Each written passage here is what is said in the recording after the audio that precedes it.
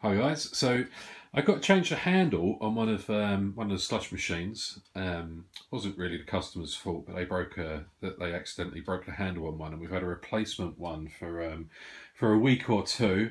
But we don't like them not matching. The handles there, like one's a pull lever, one it doesn't look right. I don't like it, so we're going to change the handles on there. But it occurred to me that most people probably haven't seen a slush machine when it's all broken down. Like most people see the slush machines with the tanks on top, and then they've got, you know, all the slush inside. So I thought it might be cool just to.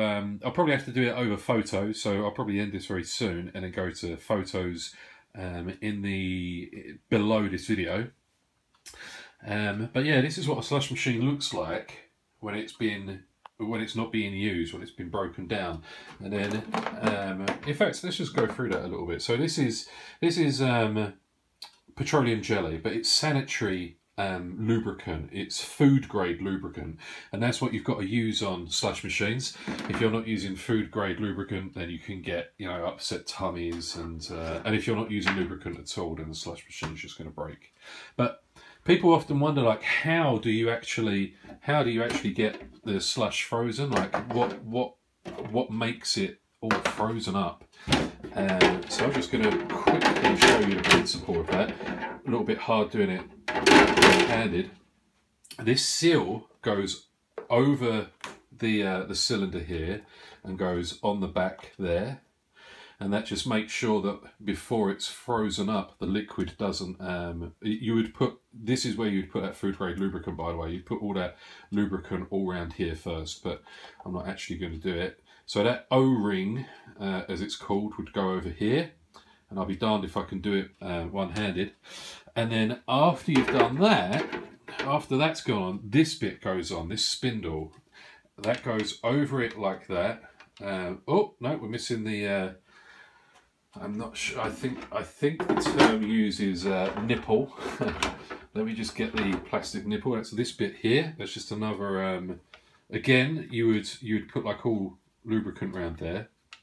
Put that nipple on, and then put that over there, and that just makes sure that it's got like a nice tight seal, and that will you'll find a groove, and that will go on. Now, what happens is once you've turned the slush machine on, there are different modes. Like there's some buttons on the side here, and you can put this onto like night mode, chill mode, slush mode, etc. Because these things are generally designed to be put in a static center, like a shop front, and so you fill it up with slush, and then when you're not using it, you put it on overnight mode, and they generally don't clear it out. But because we hire it, this is something like we don't really use night mode and chill mode, because we hire it out to a party for a few hours and then it's done. So ours is pretty simple. Like we generally just have all of these settings on here in the #1 position, and that just makes both sides freeze. You can do each side individually, like you can have one side chill, one side frozen, but you generally wouldn't use that for us.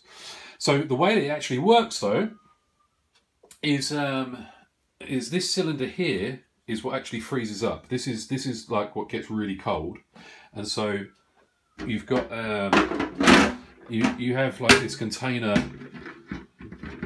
This is so hard to do with one hand. You have that container that goes over it. I'm not going to put it on securely, that's just how it goes. And you can see that that is now starting to resemble an actual slush machine. And you obviously have like the lids as well, that goes over the back. And you can put like a little lock on there too to stop people tampering with it. Again, that's really for like shops though. But the way that it actually freezes up is this metal part here freezes, and then once that's all freezing on there, these spindles go round and round and round, and they literally scrape the ice off of this bit, and then it's that constant process of this freezing up the slush liquid and these spindles going round and round and round and scraping it off.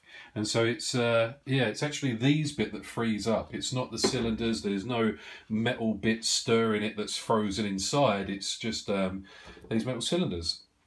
So yeah, I'm now going to go on and change the handle here. I've got my spare parts. I'm going to take a few photos and update it in the news post below.